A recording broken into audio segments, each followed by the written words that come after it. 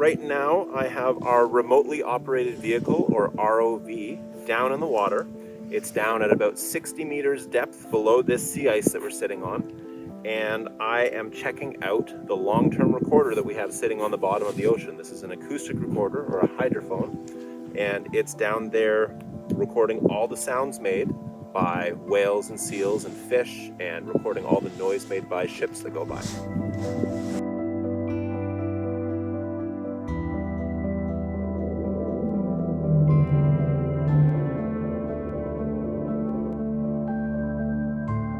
The Arctic is a very special place. The wildlife populations are, many of them, quite intact, quite large, with quite spectacular animals. The animals that we study, the bowhead and beluga whales, ringed seals and bearded seals, these are animals that so few people have had a chance to see. Sea ice is changing and is projected to change quite a lot into the future. And so with ice-dependent species, we want to track their populations. Our long-term acoustic monitoring network is mostly within the Inuvialuit Settlement Region, which is where we are right now. That's the Arctic Ocean in Canada's Yukon and Northwest Territories. We have 13 year-round recorders spread from Herschel Island, which is over on the Yukon-Alaska border, all the way over to where we are right now near Inuvialuit.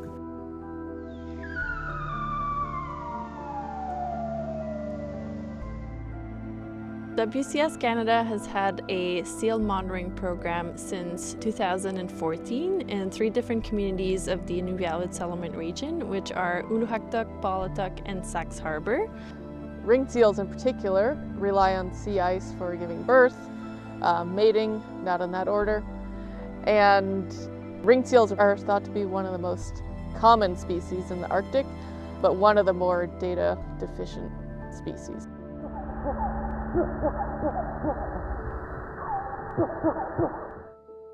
We are on a boat outside of Nayat, and we are collecting one of our long-term hydrophones that has been recording for the last year, since last summer. And we are out here recovering it, so we're going to pull it up and get the data off of it. And then we're also deploying a new hydrophone that will go down, and it will record underwater for the next year. So we use a clinometer, which measures angles, and we also use this very fancy voice recorder. So as we're going, as we see seals along the ice, it's too fast to record them with pen and paper or anything like that. So we speak into our voice recorders and then later transcribe all of those data points. And this is a twin otter, and it has bubble windows on both sides, which you can maybe see, where we stick our heads out, and then when we see a seal, we put our eyes up to the clinometer and measure the angle. So humans are sort of looking at the farther distances, cameras are looking at the closer distances, and together with those data, we can help come up with a more current and accurate density estimate, mostly for ringed seals. So this drone is a good tool to study seals on the sea ice because it's a good way to take pictures of them without disturbing them too much. So we're currently using snow machines to travel on the sea ice, but this drone can go pretty far and just take pictures from the air of the seals, and that way we don't scare them away. So my project specifically is looking at beard seal calls. So I'm going through a large amount of data to look at where beard seal calls are in the ISR. So I have about 16 different sites, and some of them have been deployed for as long as since 2015. Some are newer, such as this one just got deployed last year. And I'll be looking at where the beard seals are calling, what time of the day, and I'll be looking at some big kind of large scale patterns and yeah, putting all that data together.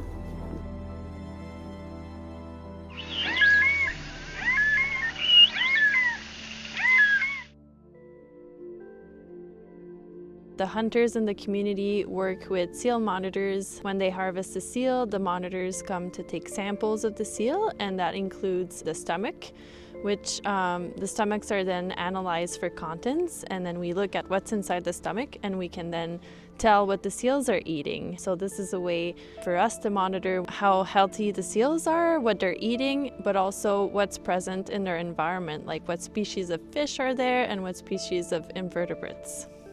I hope this project is useful for the communities here to be able to use the data that we're collecting to help protect these areas as they see fit, especially for areas like this where subsistence harvest is an important part of food sovereignty and self-determination.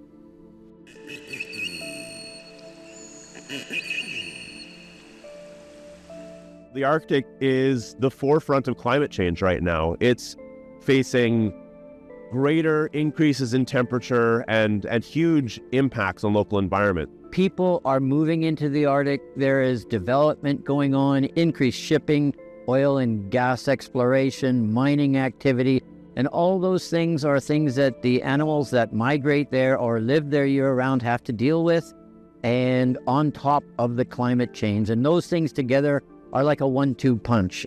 The seals that rely on ice in the springtime for hauling out and molting, for raising their young, they build dens and layers in the snow to raise their young.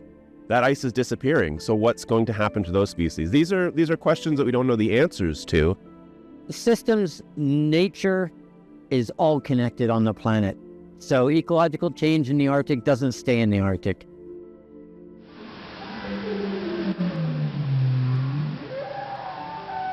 Today we were out surveying south of Ulahuktuk and we saw a couple big groups, one big group of ringed seals, about 80 to 85 seals out on a crack in the ice. We also saw a number of kill sites where polar bears have killed ringed seals. So those were some of the big exciting things that happened today. This place, it just feels so special. I'm so happy to be a part of a project that's hoping to kind of help and keep this serene area